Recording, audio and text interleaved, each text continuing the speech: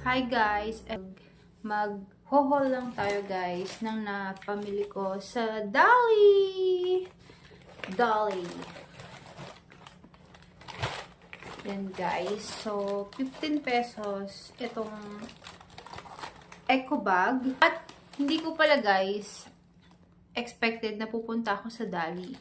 Nagkataon lang na galing ako ng SM Telebastagan. Tapos lumampas yung jeep na sinasakyan ko. So, akala ko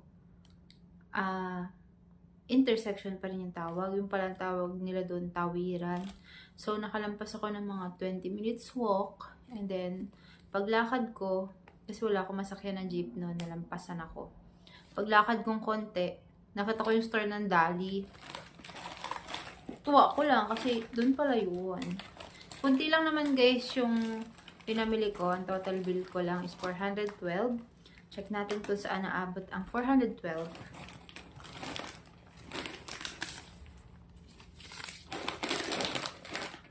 Ito guys, nori. Ayan. 3 pieces na ganito yung binili ko guys. Nakain ko ng isa. So, itong crispy seaweed nori na to ay nagkakahalaga yata ng 17 point something doon. Hindi na ako nakita nito guys. Parang 3 pesos something. To chicken oil. Ayan. Favorite ko kasi yung oil dun sa inasal. So, i-try ko din to kung masarap. Tapos, itong isang seafood noodles na Korean style. Instant spicy seafood flavor. 22 pesos yata to dun. Basta guys, yung pagkakatanda ko lang yung aalamin ko. Cashew crunch cookies, kinain ko na nung nandun ako sa Victory Liner kasi hindi pa ako nagdi-dinner. Nasa 18 pesos to. Ito guys, na all gourmet Hungarian. Nasa 99 pesos.